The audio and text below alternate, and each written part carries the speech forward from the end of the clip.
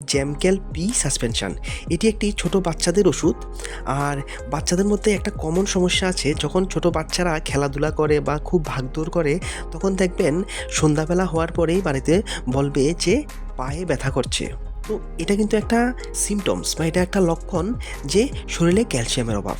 তাছাড়াও যদি দাঁতের এনামেল ক্ষয় হয় বা দাঁতের সমস্যা দেখা দেয়, দাঁত ব্যথা করে, তখনও কিন্তু বুঝে নেওয়া যেতে পারে যে শরীরে ক্যালসিয়ামের অভাব আছে।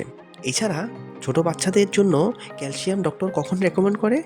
যখন বাচ্চাদের হাড়ের সমস্যা থাকে বা হাড়ের স্ট্রেংথ কম থাকে।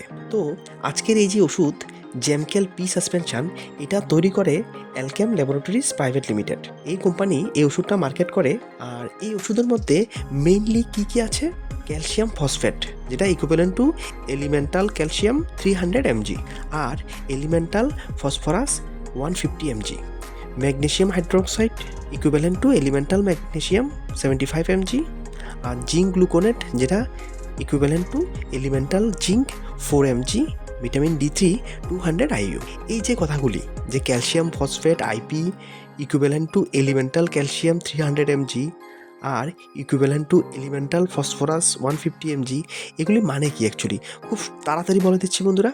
Calcium phosphate IP equivalent to elemental calcium মানে কি? ক্যালসিয়াম ফসফেট এটা একটা সল্ট ফরমেশনে আছে, ডাইরেক্ট ক্যালসিয়াম না। তো ক্যালসিয়াম ফসফেট এই যে সল্ট ফরমেশন বা এটা একটা সল্ট ফর্মে আছে, এটার মধ্যে যে পিওর ক্যালসিয়াম, সেই ক্যালসিয়ামটা আছে 300 mg আর ফসফরাস আছে 150 mg। সেমভাবে ম্যাগনেসিয়াম 75 mg আর জিঙ্ক 4 mg। আর ভিটামিন D3 প্রয়োজন খুব, কারণ ভিটামিন D3 যদি না দেওয়া হয় তাহলে ক্যালসিয়ামের অ্যাবজর্পশনটাই কিন্তু শরীরে হবে না। আর তাছাড়া যখন শরীরে ক্যালসিয়ামের অভাব দেখা দেয়, যখন শরীরে ক্যালসিয়াম লো হয়ে যায় বা শরীরে ক্যালসিয়ামের অভাব থাকে, তখন কিন্তু শরীরে ধীরে ধীরে ম্যাগনেসিয়াম, জিঙ্ক বা ফসফরাস এগুলিও কিন্তু অ্যাবজর্পশন কমে যায়। এই জন্য ক্যালসিয়ামের সাথে phosphorus, magnesium, zinc, vitamin D3 এগুলি থাকলে কিন্তু সেই প্রিপারেশনটা খুবই ভালো। এখানে একটা ওয়ার্নিং দেওয়া আছে বন্ধুরা, to be sold by retail on the prescription of a registered medical practitioner. Registered medical প্র্যাকটিশনারের প্রেসক্রিপশন নিয়েই কিন্তু এই ওষুধটি বিক্রি করতে হবে।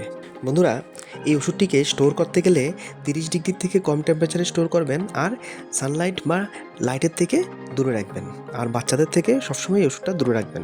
মনে রাখবেন বন্ধুরা, ক্যালসিয়াম অ্যাবজর্পশনটা কখন ভালো হয়? যখন ক্যালসিয়াম আর ফসফরাস 2:1 অনুপাতে থাকে।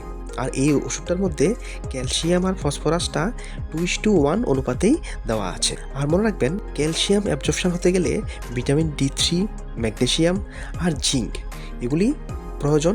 এগুলিয়ে ক্যালসিয়াম অ্যাবজর্পশনটা বৃদ্ধি করে। বন্ধুরা, ডক্টর এই ওষুধটি যারা গ্রোয়িং চিলড্রেন বা যাদের দাঁতের সমস্যা আছে, দাঁত ব্যথা হচ্ছে, বা যাদের হাড়ের স্বাস্থ্য ভালো না বা বোন হেলথ ভালো না, তাদের জন্য ডক্টর প্রেসক্রাইব করে। বন্ধুরা, ক্যালসিয়াম আর ফসফরাস এই দুটি উপাদান খুব এসেনশিয়াল শক্ত মজবুত হাড় আর দাঁত তৈরি হওয়ার জন্য।